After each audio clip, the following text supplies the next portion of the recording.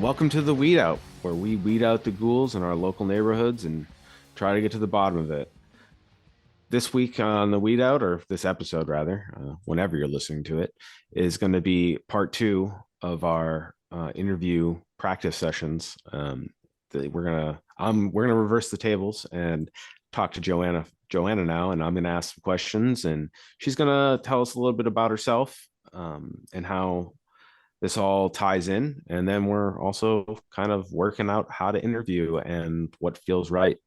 So appreciate your feedback if you have the time to, like, follow, subscribe, all that stuff on all the platforms. And I guess here we go. How are you doing today, Joanna? I'm good. Thank you for asking. How are you? I'm good. So I guess we'll start it off like pretty basic. Where were you born and raised, Joanna? So I'm from Western Mass. I'm a native, but I'm from Pittsfield specifically. That's where I was born. And I lived there for the first 18 years of my life. Um, Pittsfield is like, I don't know, it's similar size to probably like Holyoke, or it's kind of like a little smaller than Worcester, but similar vibes for the Population. people. Hmm. What's the population? Right now, so when I lived there when I was younger, it was like 40,000, but I bet it's more closer to 30 at this point. I'd have to look. I can post that. But it's the biggest town in the Berkshire, or the biggest, it is a city, the biggest city in the Berkshires, but it's not like a big city, if that makes sense. It's Yeah, like a it's like New kind of England rural, right? town. Some rural, like, it's a Berkshire town, but Well, like what? yeah, and like I grew up on like a small kind of like a farm. So like I on the outskirts near where Hancock Shaker Village is located. So there are parts of Pittsfield that are like a little bit out of the way, but they have like a downtown and like a hotel and restaurants and all that, but it's not huge. But the Berkshires are also like kind of big, like land wise, but it's all mostly small towns.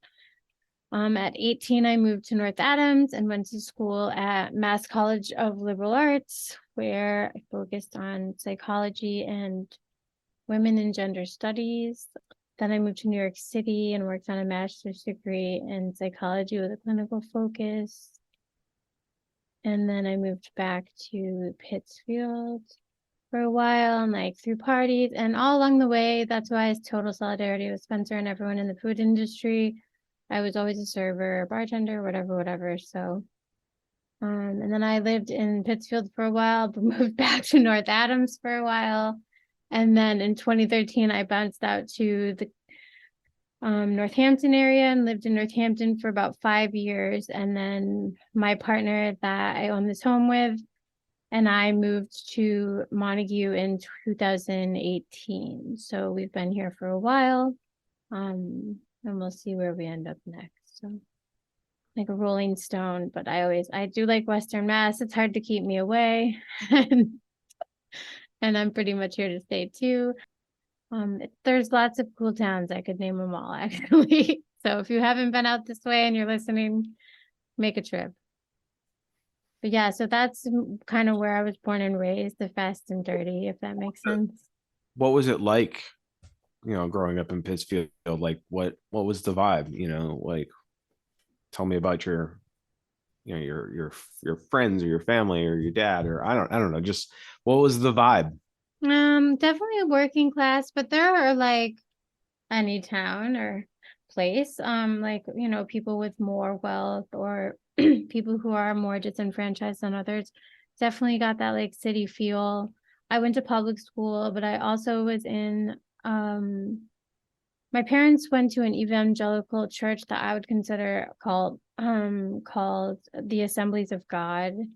And so I pretty much like thought all my friends who were in public school who weren't in my cult were gonna like die and go to hell if they didn't become part of our cult. So like that was also like an underlying thing that kind of went through my head most of the time as a child. When you say cult, like, I'm, just so the audience is clear, like, that word is, I know it's thrown around and I can try to clarify what I mean. That's I fair. personally believe you, like, personally. The Catholic Church is more like the McDonald's of cults. That's how I feel about them. So it's like a little less culty just because it's so big.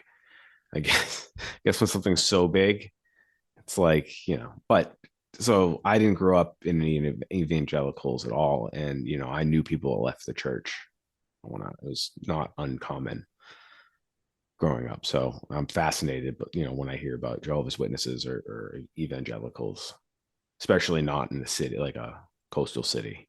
Yeah, so it was like super controlling in terms of like, my parents were just strict. Like I didn't do drugs as a young person because like that was unspeakable, and like I don't know, I wasn't afraid that they would like probably physically harm me, but like I didn't want to be in church counseling more than I was already in church even already.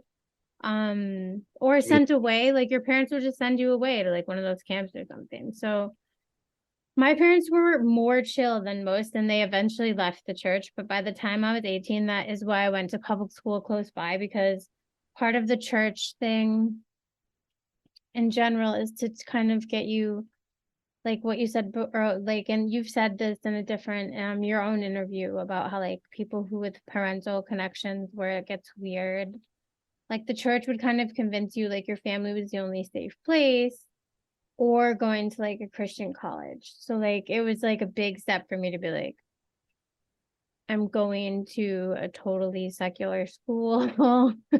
Yeah. I'm getting away from you. Like, and my mom and my dad were supportive, and like my mom was super supportive, and my dad was supportive in his own way. But they eventually left because my church came after me. Like when I left, that's why I kind of say it's a cult. Like when I left, they literally found things online in a chat room, from a chat room. I did say all the things. That's how I feel about it. So I will admit it. And who, if you elderly fuck listening to this ears, I did, excuse you, I did say some of that sexually perverse stuff that you sent to my father. But it was me, my best friend Nadine, who Spencer you kind of know through only through speaking together, but she's still a friend of mine from these days. And she was also personally attacked by the church because she left as well. And they sent this chat room. It was a bunch of kids just fooling around online together. It was me and like two boys from church saying just dumb things like, would you rather that game? It's like, and it was funny as all hell, but like it was perverse for these like adult church members to see. But so they made packets of it and then sent it around to like my dad, other people, the president of my friend Nadine's college. But one of the things that went out was the worst, and someone, it wasn't a church leader. It was someone from a youth group who was actually 18, but they like forged my actual signature and sent documents to Nadine's college trying to get her kicked out of college even. So there was a point where I was like, how would you ever expect me to come back too? Like I remember saying on the phone to one of the pastors, like the youth pastor, like, what about how you're acting would make me come back? And they were basically like, we sent papers to your father. And I'm like, yeah, I called him and he literally said to me, don't worry about that bullshit. I threw it out.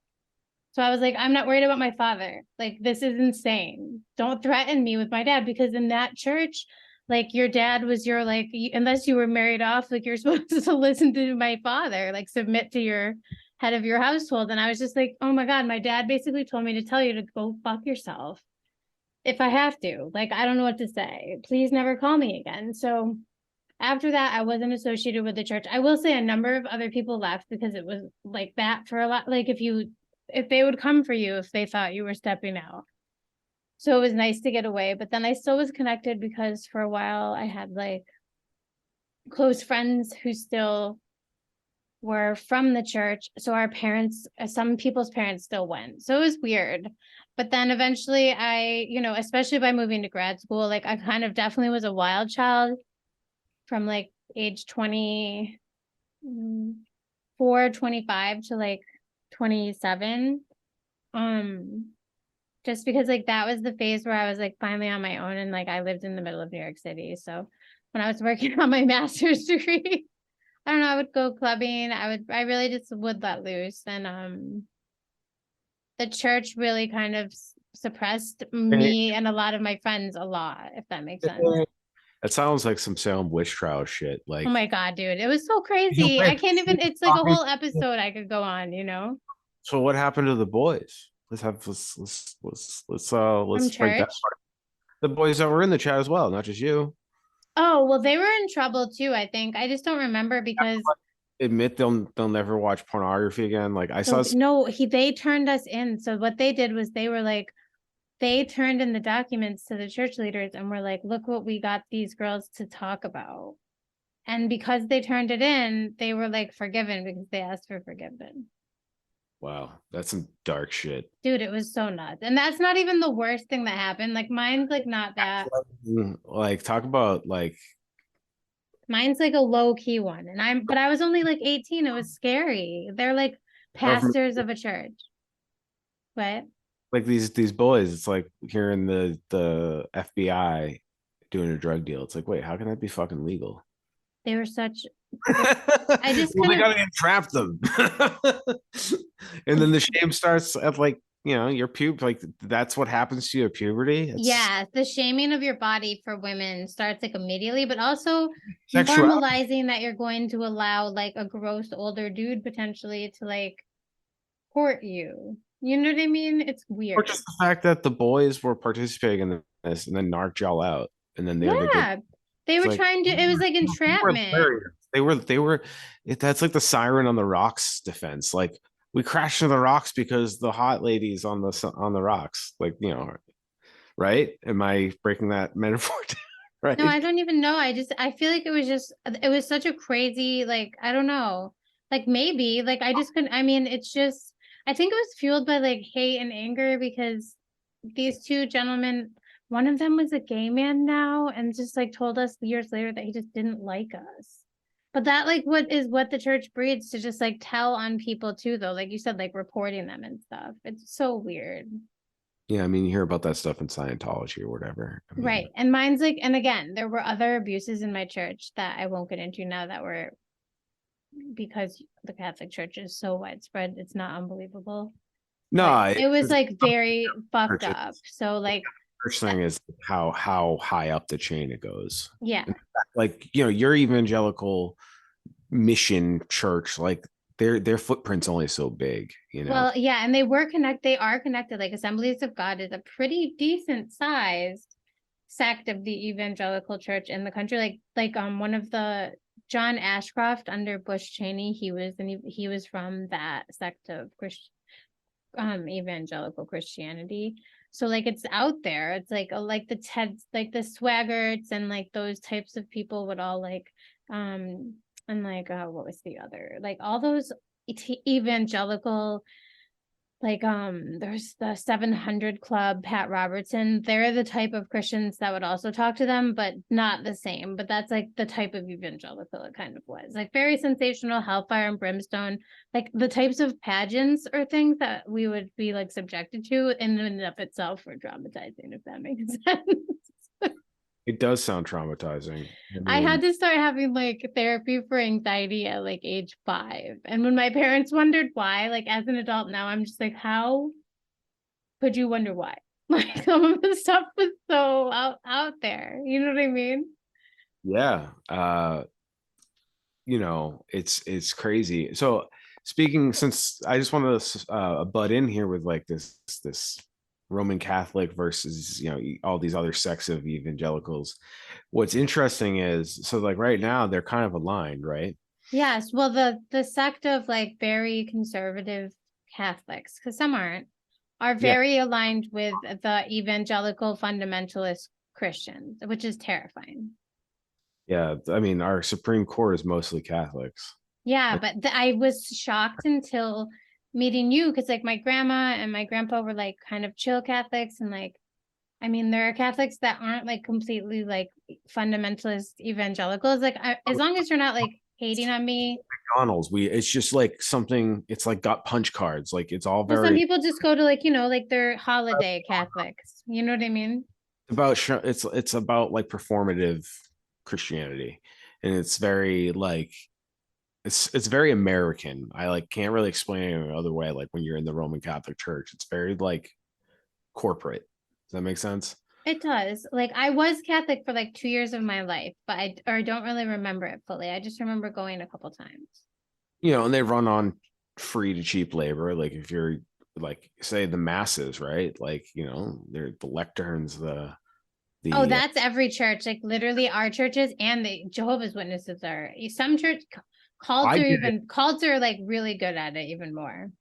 I mean, I did it because my mom was like, you need to learn how to public speak. I mean, my mom's so craven that's why. But anyways, this is supposed to be about you, so forgive me. But You're fine. uh, That's a connection that we have. I would say like definitely like although that you were raised in like a very authoritarian Catholic way, I was raised in a very authoritarian evangelical sect where I was consistently asking questions like why about why are men able to do this and I'm not? Why is this happening? Why can't I say why do I have to submit to someone about that? Why are we all having to wear the same or not able to wear this or that? Because, eventually when, like you said, when you hit puberty, like if you didn't, one day I remember being so excited because I could sing on stage for the worship team because someone was out sick and I was like starting to sound like an adult in an adult choir. And I really loved singing. Like I liked music too, like a lot. And I really liked vocal stuff mostly. And I remember I was like pulled aside by like my friend's mom, who I really loved. Like she was really nice. And she was just like, your skirt is too short for you to be on stage. Like another adult pointed it out. And I wanted to say to everyone in the audience, like I was basically the same size as I am now, maybe a little bit thinner, but I'm a chubby girl. I'm a curvy lady, but like it was not a suggestive skirt in any way. It went to just above my knee, maybe like an inch or two. It was like a plaid skirt with like probably had like a black t-shirt on. I was probably like 15 or 16. I remember just being like, oh my God. But so apparently like a bunch of adults that didn't like it apparently and complained when they heard I was going to be the one going on stage. And then so someone else's daughter, like the next person, they were like, well, Sarah is dressed appropriately, so she will be able to join right. the worship team. And I was just like, what the fuck? Yeah, I mean the whole dress And that code. was just how it was. Like it was just a weird situation. Like you were constantly judged.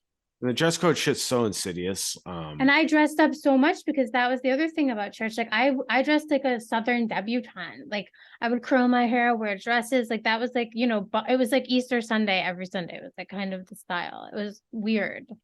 It was Yeah, very Southerny. the built-in body dysmorphia, Mm. like built-in like self hatred of yourself, and like the sexification of any woman Oh with my God. like just be like it's like when you I don't know if you've seen the TikTok sound, but it's like, are you saying that I'm showing off my boobs, or is it the fact that I just have boobs? Like, Well, like even that skirt, like I'm 16, 17, my skirt's to my knee. Like how long should it be for me to be like not inappropriate? Do you know what I mean? right. I mean, it's arbitrary. And this was my issue with the dress code was they did this thing, my two sisters. So like, they couldn't have their skirt more. My sister Morgan, the middle child, always loved pushing it just to push the envelope. So she was like literally, she would always push the dress code, like how close to the knee can she get it? Yeah, Like, and I never did that. So that's why I was so mad. Like I knew so many girls that did that. I felt so upset that day. Like I was always the chubby little like girl that was wearing exactly what she needed to. So I was like, are you fucking kidding me? I just want to remember being like, fuck, what the fuck? yeah, I mean, it's just fucked up. Like, and It's a like, way to just take it's a way to just take power from you, I feel like, and make you just feel like shit. and it totally tracks because on the other side the boys have rules too, but they're completely arbitrary. They're not like, they don't even have a reason, like you don't want to look too sexy. They're completely arbitrary. Right. Ours are fucked. Yeah, you like know how ours many, are related to weird stuff. Yeah. detentions, afternoons, like forced labor I had to do at high school? Because at my high school, when you got a detention, you had to clean trash, and you had to do a chore basically for an hour. And that was the punishment. And you would be late for your extracurriculars or just like fuck shit up, right? So I got so many for belt violation. And like I'm a little sensory, right? Like I never liked wearing a belt. I'd wear it, but like I pushed it like I would like be putting it on like at the last possible minute. Like it would be my backpack, right?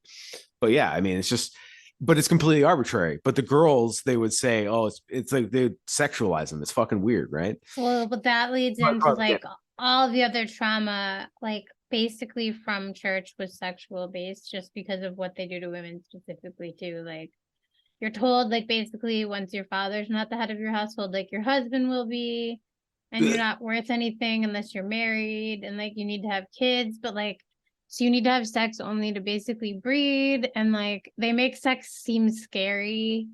Right. So like I don't know, man. Like it's really crazy. Like a lot of my friends had like therapy for just like sexual issues for like 10, 15 years after leaving that fucking place. So there's that too. Yeah. It's so crazy. I mean, that's why when people want to know things about that type of religion or background about it, like I've talked to different professors of religion even, and like they've been like, you should write a book that's like a topic people need to know more about. And like I tried with a few of my friends. We have like some notes from before the pandemic, but when the pandemic started, it got to be so hard to go back to, kind of like it was almost re-traumatizing, if that even makes sense. Yeah. That we just like didn't, we just put it on hold because it's a lot of it's really good. And like it was like a community when I was really little of like a lot of fun things were like, but then you think also like, okay, it was fun in a way, but like you were forced to perform in like plays, and like I don't know, you were basically taught to become little missionaries, and like it's just very interesting. So I had that's my background kind of in that respect You're too. calling it a cult because of all the indoctrination Yeah, that's tech. why I kind of say that, because it was indoctrination. It was like, we believed in like interesting things like being slain in the spirit, speaking in tongues. I've been to a revival where it was on 2020. You can look it up on YouTube and find some clips from it. It's actually really interesting. So at 14 years old. Why do you think you always asked why? Because eventually, so I was very inquisitive as a child. Like I was very interested in the answers of why, like literally. So like, and I immediately, once I kind of, because you're always hearing about like when people die or whatever in church, kind of. So I remember at like probably 3, I didn't understand death, but I knew that it meant like you didn't come back. And so like I always wondered like, okay, well, why? And then like so anytime anything seemed like unfathomable, I would want like more answers. And then eventually when questions seemed like, well, women can't do that, it would be like, well, I don't understand, because I think I probably can do what you're doing. So like eventually by 12 or 13, because I did go to public school, thankfully in some ways, which was helpful. I didn't go for a year. I did go to a Christian school, semi-affiliated with my school. And I would just say it's only because it's like it's a fundamentalist type of church, Christian fundamentalist. So similar. But they don't have all the same beliefs, like speaking in tongues and being slain in the spirit, which is pretty extreme in revivals. So um but yeah, I think the public school aspect, my mom had been raised like not a very like liberal conservative Democrat Catholic. So like in some ways she encouraged me to read, and she was really not interested in me going to like a Christian college.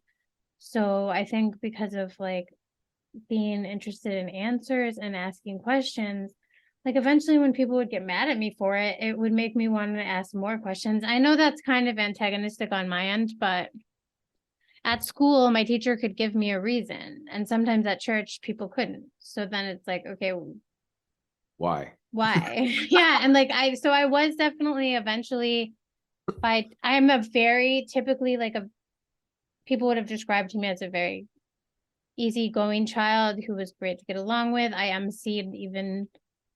I was such that's why when I left, I'm just like, F you guys, because I was such a studious, like good member of the community. I would MC like children's vacation Bible school. I was a Sunday school teacher. I did it as much service as I could, and like also tried to be like, living life because they really want you involved in there like five or more times a week. So it's a lot. And the judgment's really heavy. So eventually I guess the question was like, is this really what I believe? Do I believe in a skyman? Do I believe when I die that I'm going to hell because these people say it? Or like I basically like a lot of my friends started being gay, not a lot, but like a good portion, and they like the way the church treated them, And then they were they cautious. were they were like ostracized completely. And then you question like, okay, I grew up with you, like why would you be going to quote unquote hell just because of this thing? Like it just started to make no sense. And you talk to your friends, like I said, my friend Nadine, who I talk about, like shout out to Nadine. Naz was her nickname in Nads was her nickname in high school because we couldn't say bad words, so we would make up words that were Sounded funny to us and that adults didn't understand. That's the whole deal with prohibition. They're When so the adults are so prohibition, annoying. when people, yeah, I mean, whether it's the dress code or alcohol Just or like fuck y'all. marijuana prohibition, like, this might be a good time to remind everybody, like, we jokingly call this the weed out because we smoke weed a lot, but mostly because, it's been the best anti-anxiety med that we works for people like It's us. yeah, it just works for us, and it's okay if it doesn't work for you. But We also like gardens.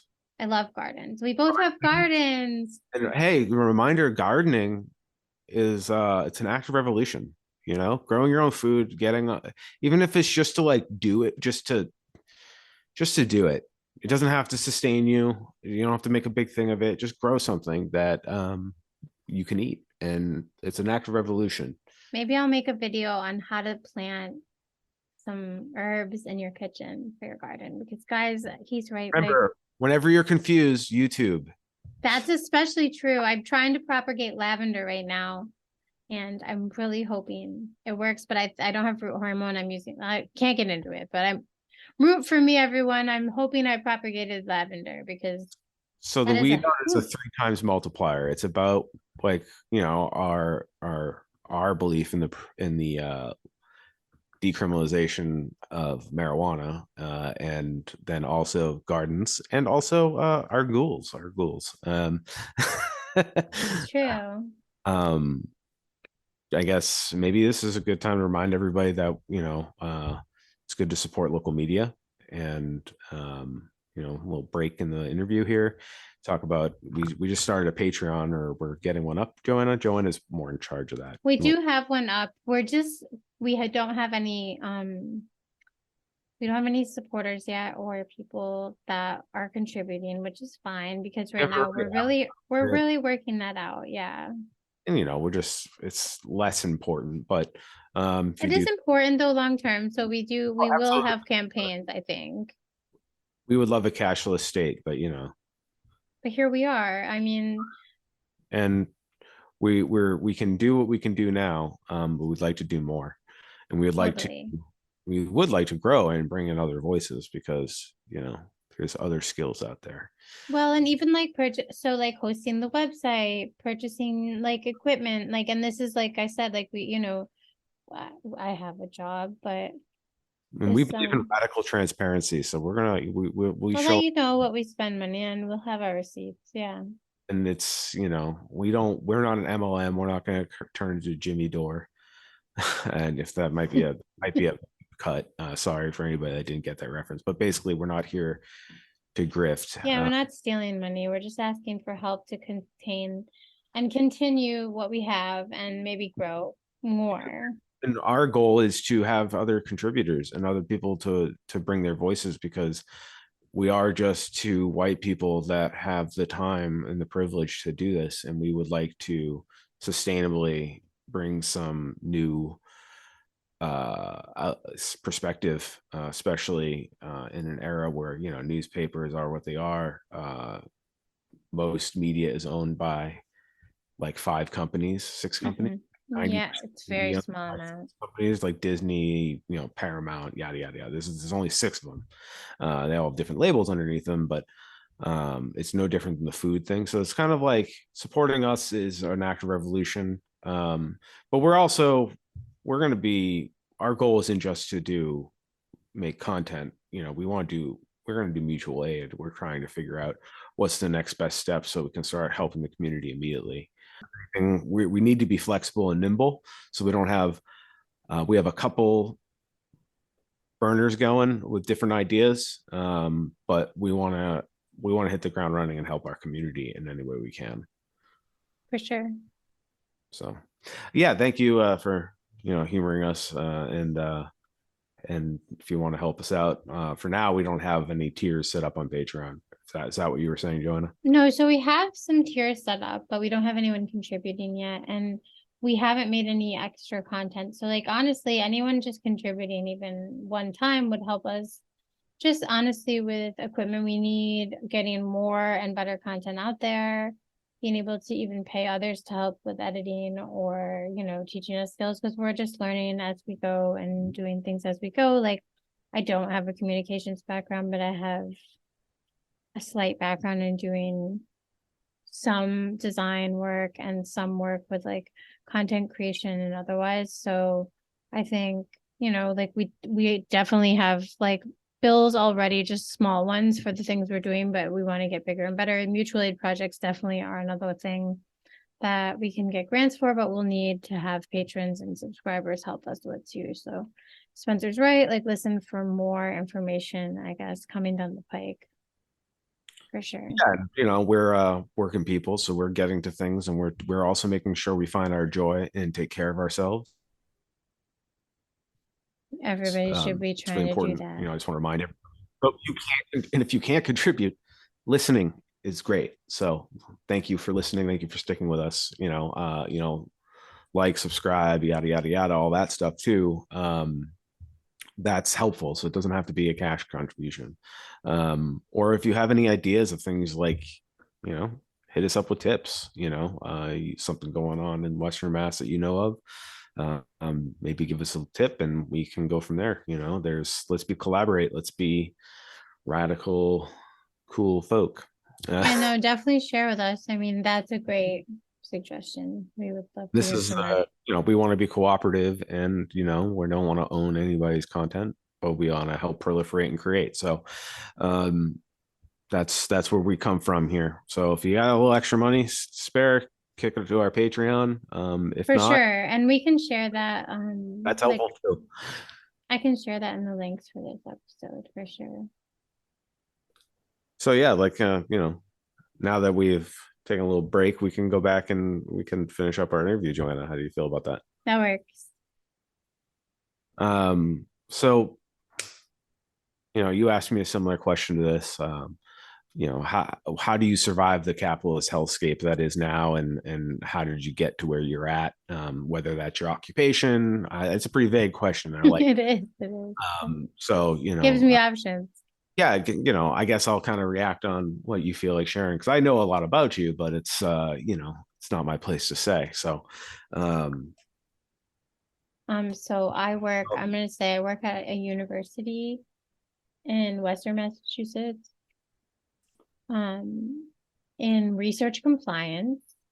It's super interesting to me, and I what do you think, mean to me? Does that mean like it's boring to everybody else or something? well, I feel like when I say like, okay, so first of all, my partner that I live with and own my house with, whom I love very much, Caleb, he's a brewer, and so I'm like, you're a butcher. So like when people talk to you or him or even your beautiful partner Bridget, she's your wife, she like she's a social worker, like people understand those words like immediately.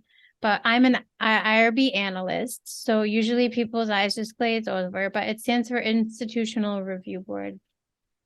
So I work on research ethics in human subject research projects for students, faculty, staff, etc., under the purview of our federal licensure, or I guess like federal assurances as it is called.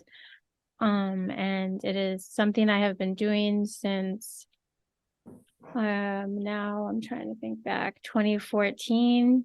I first worked at a different college in Western Mass.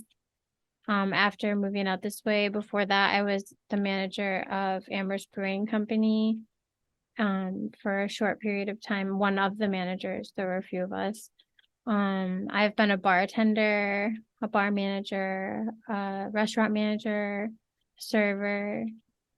I've been a recruiter at a local educational testing place. So I ended up in higher ed though eventually because bartending was really hard physically, like you've stated, Spencer. Like the service industry is really difficult and it's torn. So like I had my background in what I have it in and a master's in psychology with a clinical focus. And I had worked with review boards when I worked on research in college. So I knew that these jobs existed. They're kind of niche is all. So I saw one in Springfield eventually and applied there when we were living in Northampton. And then eventually I saw one open up at UMass in 2015. But I saw a position open up here, so I moved up to this way because it was closer to where I live. But I think it's really interesting because it's research and that's something I've always been interested in, like the why, and research can sometimes give us answers to those questions, at least to some degree. So it's still it's something I do during the day. I work remotely since the pandemic and recently fully remotely, which I'm really thankful for and I feel really grateful for, even though I really love my coworkers. It provides me with flexibility and a lot of them are mostly remote or fully remote already too. So it's kind of nice. I don't know, and that's kind of where I am now. And I have extra time because I do work less than 40 hours a week under my contract. So I have time to work on you with things and I don't know. I guess that's how I survive this hellscape in terms of like financially and sometimes mentally. If that makes sense. Basically been a transparency expert. And or quality control. I mean, with the restaurant experience, when you're a manager Totally. or anybody that's like an expediter or head bartender, whatever you end up doing in the restaurant industry, it's quality control. So it sounds like you do something, to just a guy who lifts shit up and down all day. It sounds like you do something that's really important, especially when it comes to research. That's why because of redundancy and transparency. What do you call it? Mechanisms like your office.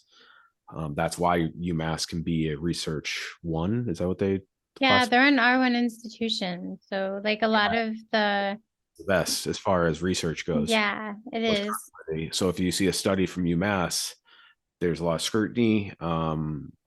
Because it's public dollars too. There's a lot more transparency. Um, and it also just in general, their data is better than anything that comes from a cop.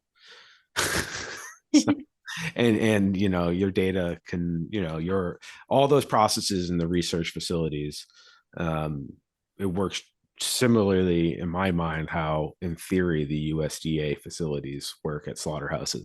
It's like it's got to be done a certain way to prevent the spread of this issue. Yeah, so we definitely have procedures. And that's why I think for people, when I joke, like when you ask, thank you for saying what you're saying, because I joke, like people sometimes just their eyes glaze over because it's definitely more like, I'm making sure people are compliant with federal, state, local, and institutional regulatory things. And yes, as a bartender and all of those other things, I did similar trainings and manager and all those things. But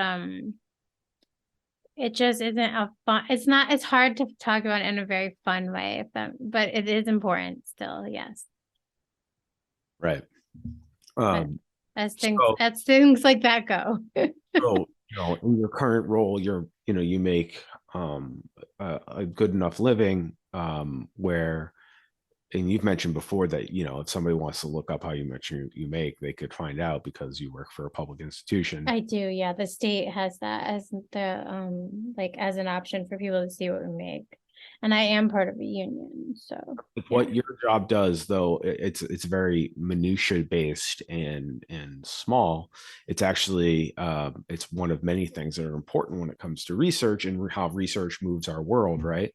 And how decisions and policy are made. And think about, like, you make roughly the same amount of money as a cop with a 13-week certificate. And you I have know, isn't that crazy? I know. I mean, those things radicalize me for sure. for There's yeah. so many things.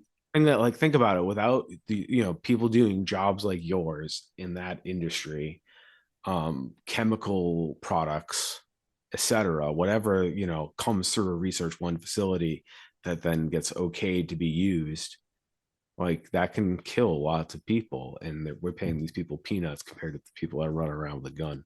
Right. And it's Or just, crazy. C student high school graduates, I'm still paid better than like so private schools. Like I have I have union access at least through the public schools. So I was paid less at the private institution I worked at, like much less. And I will thank the union and the public sector for the benefits and pay that I have. And you're right, it's definitely good. Like I'm between that and having a partner and friends and family who at least would like not let me become completely desolate, I guess, that one accident away type thing. Yeah, I think I'm in a position where I can use some of my free time to use my voice. Again, I like I mentioned with my childhood, I was trained to perform.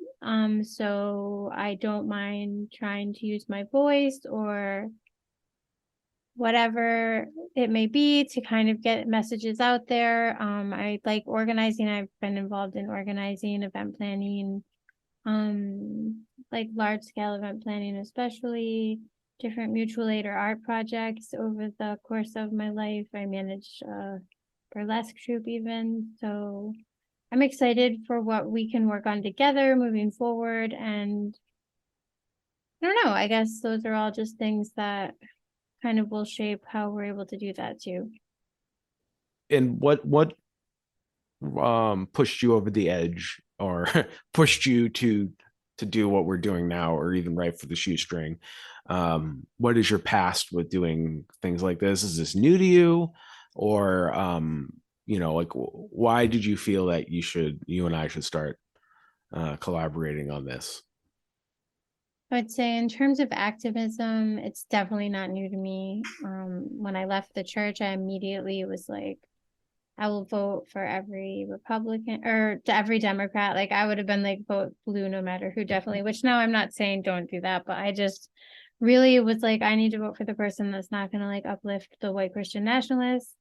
So I got really like interested in politics at that age, like really young, because I felt like it was at least a way that I could try to get things to change would be like my using my voice and knowing what was going on and then voting and getting to ask people why or asking people for help, especially if they're elected politicians. So that was something I was always really interested in when I saw that we had local media, independent media with the shoestring happening and that they would cover stories about the police that are being covered by other local entities like the Recorder or Mass Live, but in a different way and in a different tone where it's not necessarily in the tone of a police press release. And I don't think every newspaper article out here is like that, but the shoestring just isn't like that at all. So the opportunity to be able to write with them was really enticing. And you and I already as friends talk about these issues quite a bit and like share a lot of like values that align with what we would write about, so that made a lot of sense. And then this podcast makes sense because I don't know, I'm not a man, I'm still a woman, and I was raised in a very authoritarian culture with that. Although I was taught to perform, I was also taught to perform what I was told to perform. So being able to use my own voice and let others know that they are welcome to use theirs, and that I hope I hear theirs, and that maybe that they'll be on this one episode with us sometime so they can share their story or share information about something important. It gives me hope. It makes me happy. And yeah, that's pretty much it there, I guess. Well, I mean, I appreciate all of that. I personally have never really been involved in politics personally, other than more recently. I mean, I've always paid attention, I guess, but I never volunteered or did campaigning. But you have even tried to participate by running. Oh You know, yeah, I ran for office too. you lost Yes, by one vote in your town, one vote, I and did. I ran for office in Montague. I did for select board. you could have pulled a Trump. You could have called him and said, "I need." I know. I could have asked for a recount, but the thing is, I know Deb, the town clerk. She's a wonderful lady. And our town is 8,000 people. And the person that won, Matt Lord, I mean, he's a person that I have a lot of shared values with, except about defunding the police, it seems. So I think for my town, as sad as it is, it was one vote, and I don't know, the recount thing. And then, in all honesty, I thought about it, and I would have been elected in like September, October. Things are meant to be. Because So I ended up having a very terrible accident, and it would have ended up laying me out of a lot of votes. So I wouldn't have wanted that for the town either. So right, yeah. I mean, but yes, I did run because I feel like, as I've organized before, I've event planned. And a lot of those are a lot of the skills you need when running a campaign. And right. I like social media, engaging with others, talking to people, I like photos and all that stuff. So I don't know. I like creating content. I think it's fun and interesting, and sharing things with people is fun. And government's really boring, but it's what happens like with our money. I'm really interested in, like, oh, okay, I pay taxes in this town. Like, what are we using it for? And this is where So, we say, like, what I was trying to say. I've said in the past, like, this is the left right dynamic kind of bullshit, because it's this like orb of, like, sometimes you fall into the conservative hands-on approach, like some people are into that, right? And that's a good thing to have. It's a good, like, it doesn't mean you're like a ghoul, that you don't want anybody to get their money. You're just like, oh yeah, let's. no, I just see like ways that I see, like, I mean, as like any business owner would, I think, and I don't consider it a business, but as anyone would, when you look at a budget, like, there are always things you can improve on. And it's not the only reason I'm radicalized, but like in our towns, if we're paying taxes and it's local, at least especially in that respect, you have a vote over like how some things are really like impacting your own community. So I mean, I say I naively ran for office because I thought maybe I would win, but it's okay. Like, I got to meet a ton of people in town. But yeah, one vote. So I mean, to run if you feel like you can. I mean, it was hard, but it was worth it in many ways too.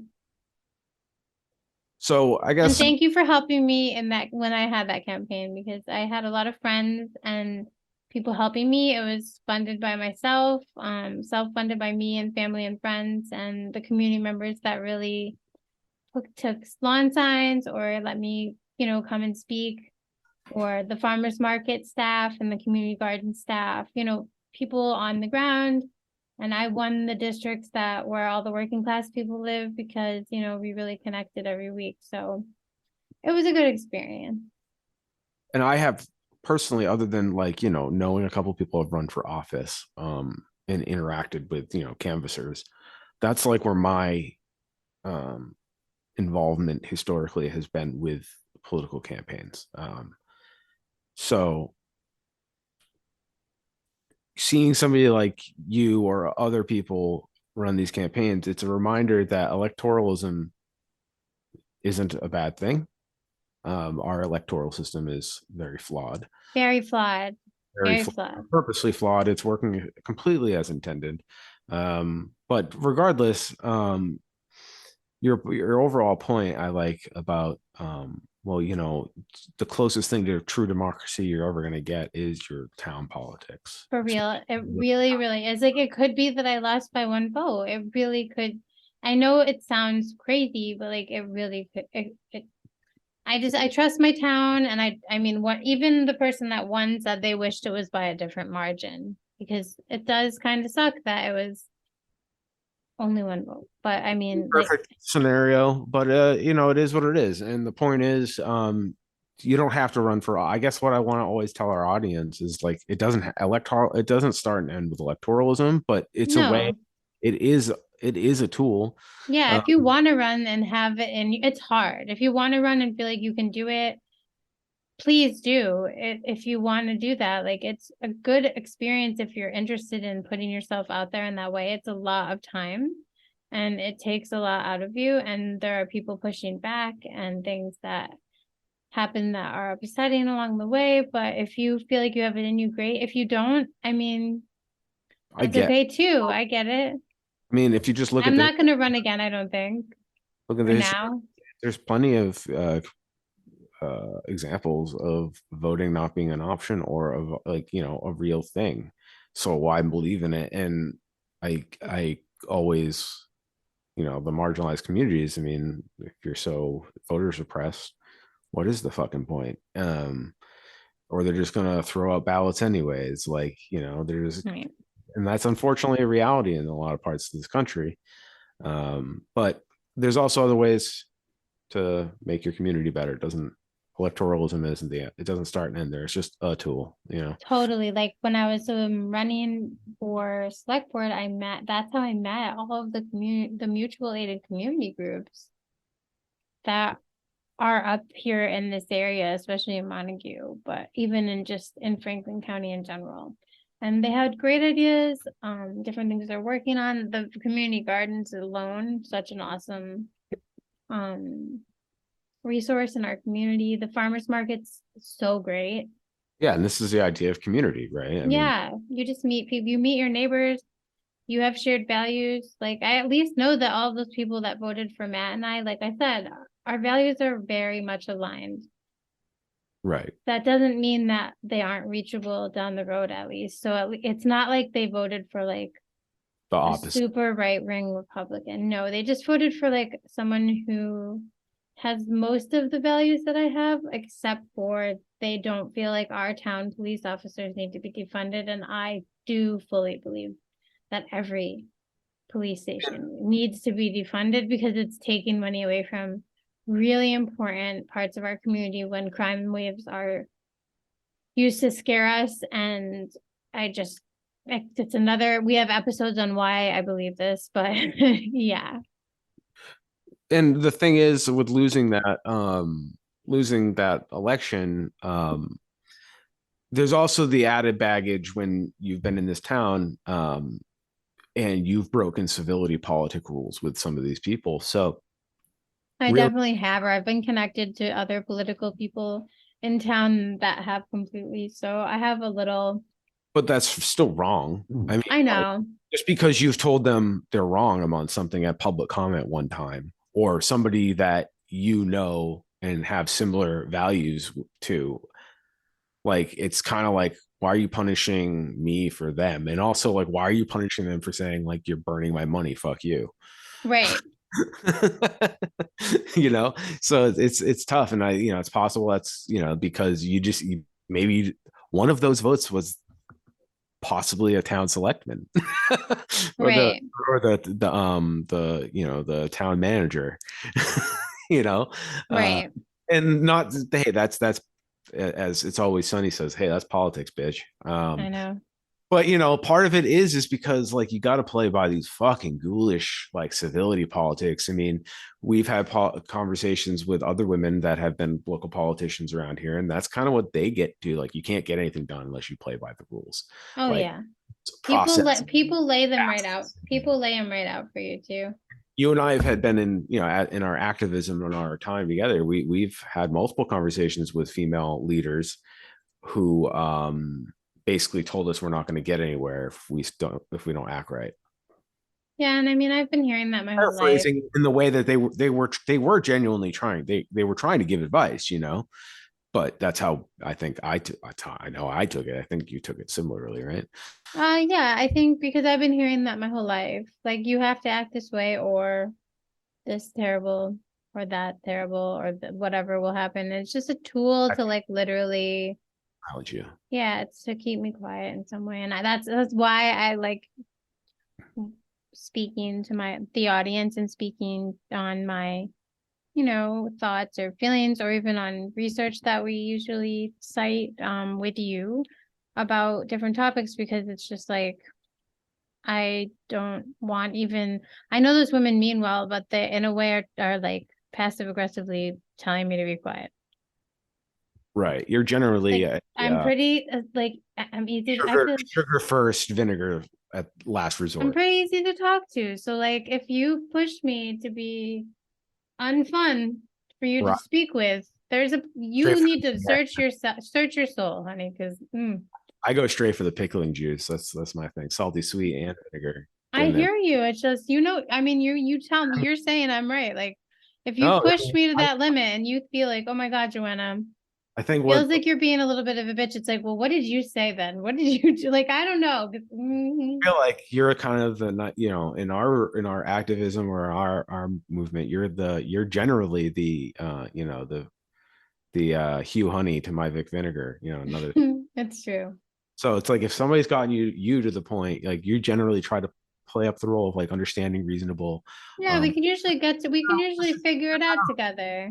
that's also your training in your schooling with psychology and stuff and kind of understanding baseline how people's brain works, and yeah, that's been beaten into you more and more. As me, I'm just like that.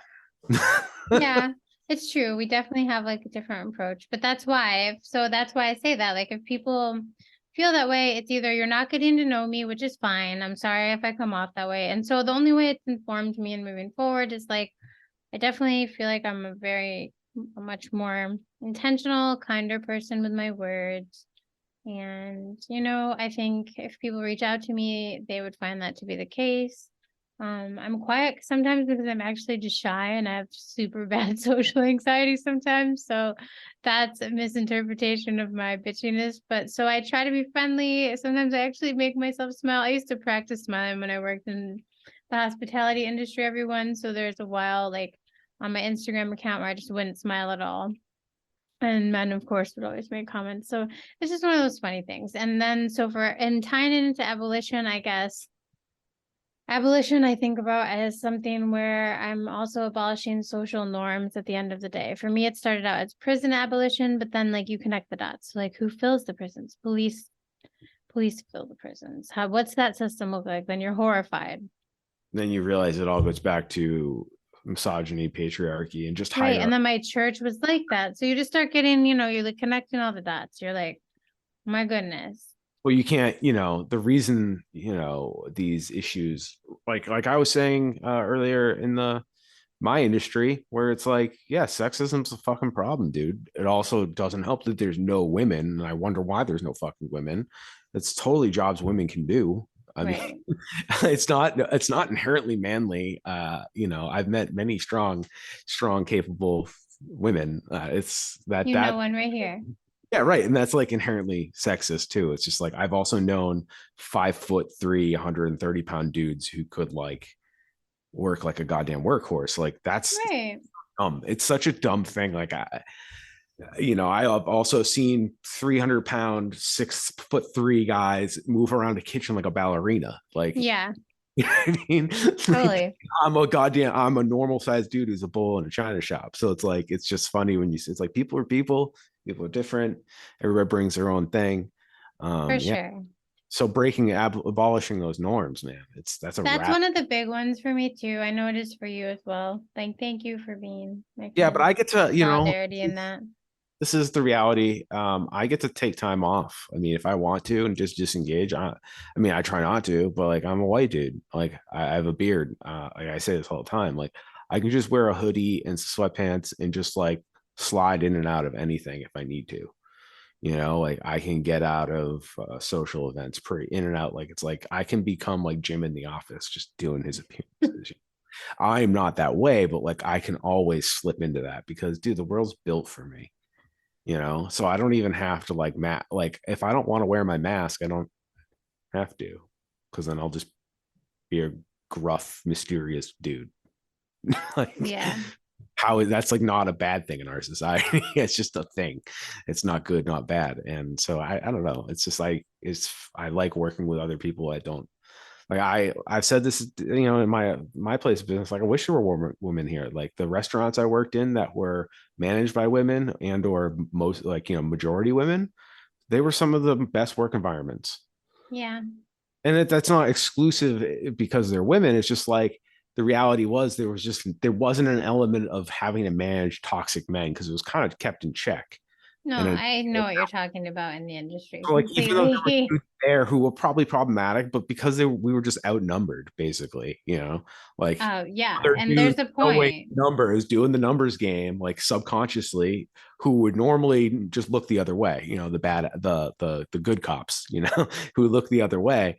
All of a sudden, if you have people that take that stuff seriously, whether in management or as like a culture of the restaurant, the sexism problem really kind of takes care of itself. I mean, it's not perfect. I mean, there was a chef at one of these restaurants I worked at, and it was the first time we had a male chef there in a long time, and he was a fucking problem. Like he was a problem. So many chefs, man. So many kitchen problems. He was like, I don't know. I can't accuse him of anything, but he was a bad dude. Like I he would, get it. There's so many issues in the industry. Probably everybody, worse back then.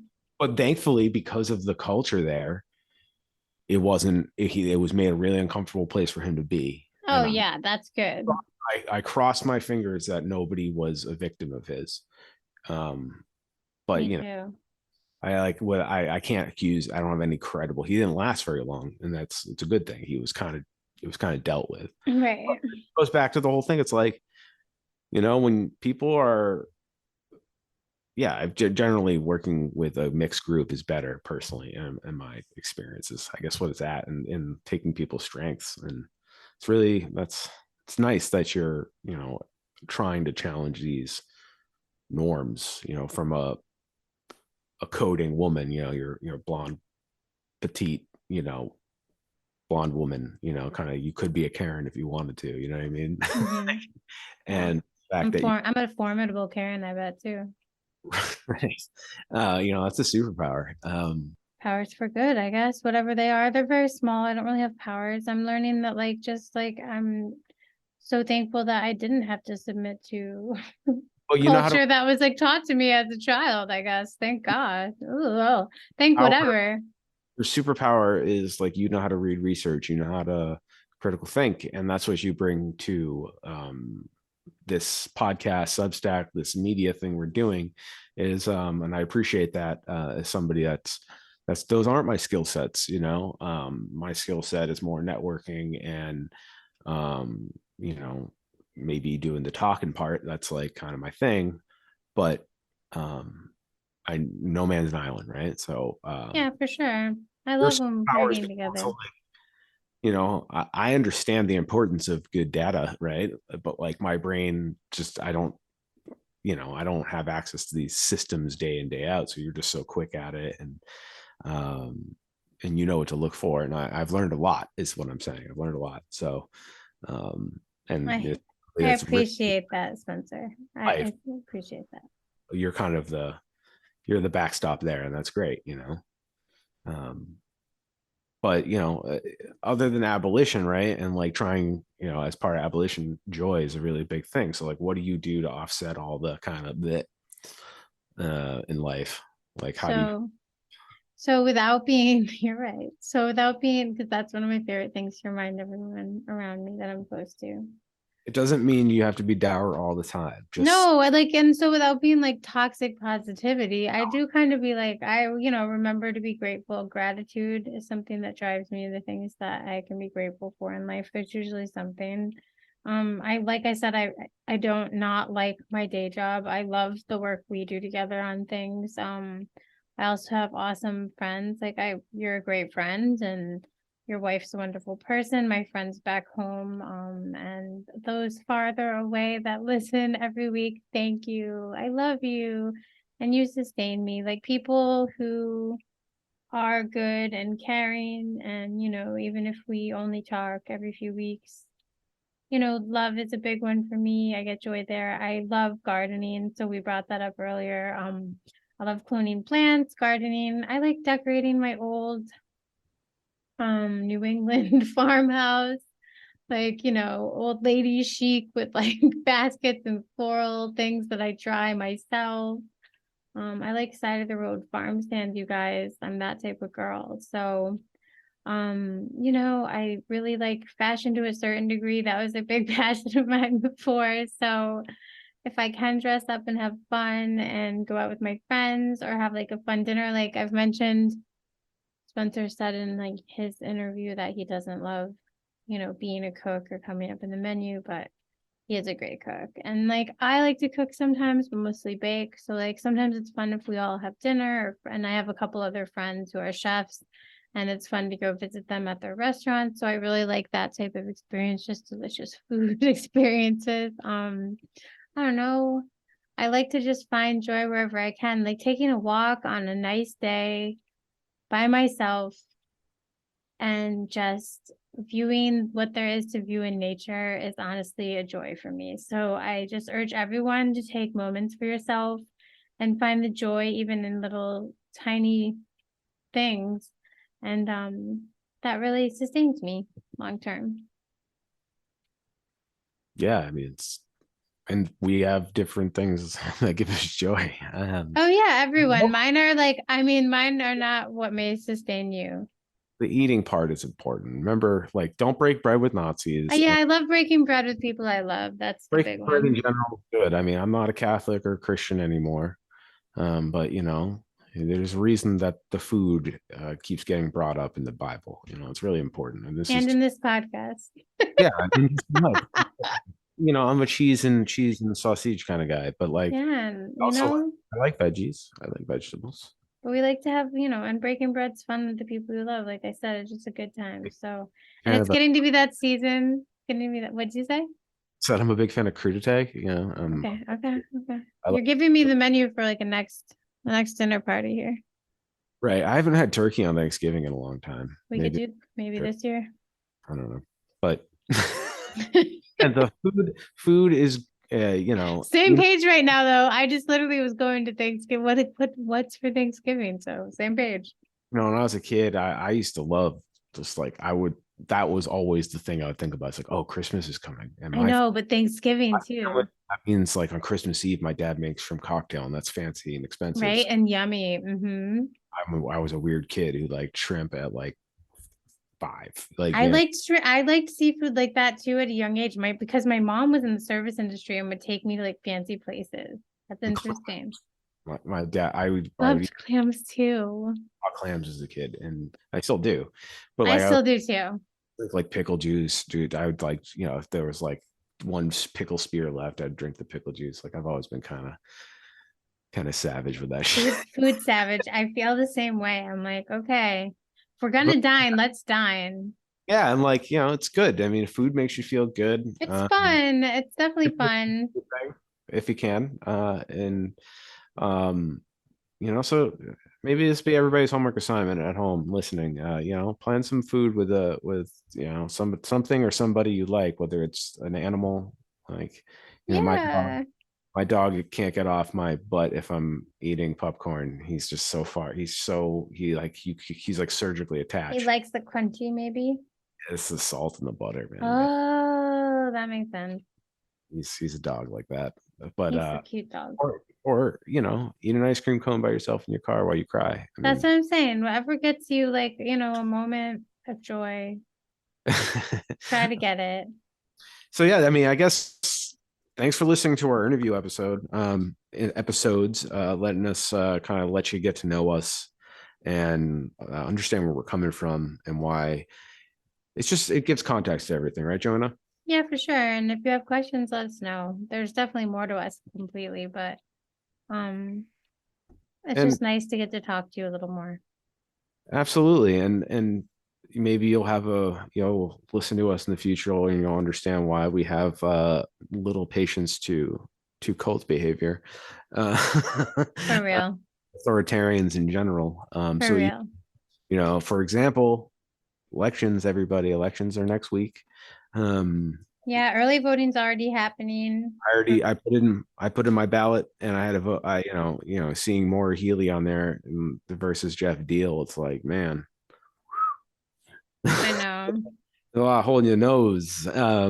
So vote, don't vote. Remember, it is a tool we can use, and unfortunately, we need to get out of this shared delusion. And we can do better. And in the meantime, have the cookie. Go for the walk. Yeah. Go for a walk, have a cookie, don't go for a walk. Movement is a good suggestion, but just be easy on yourself, especially this season at least. And as always, please follow us on social media. Visit our website where all our episodes with our citations are. We always bring the receipts. And please follow us on social media if you're so inclined. Um, we're looking to make more content down the line, more video based. But that requires time and equipment and other things like that. So please, if you feeling like contributing to our Patreon, visit our Patreon. All these things are linked on our link tree or on our website. But regardless, if you don't have the funds to contribute to the Weed Out and see where we go with our content and diversify our content, you can always just like and subscribe. I mean, that's helpful too. And Definitely, that would be awesome. tell your friends and literally explain it to them. It's like, hey, if you're ever feeling like you wonder why things are the way they are, and you just don't, you're not always in the mood to hear it. But when you are in the mood to think or hear some people have some wild ideas, we don't think they're wild, but for the normies, for the shared delusionals, they are. So please, if you can't donate or contribute rather, um, tell a friend. There's lots of ways to help. Just like growing your own food is a revolutionary act. Telling your friends about the weed ad is a revolutionary act. So thanks for listening, and we'll see you next time. Take care.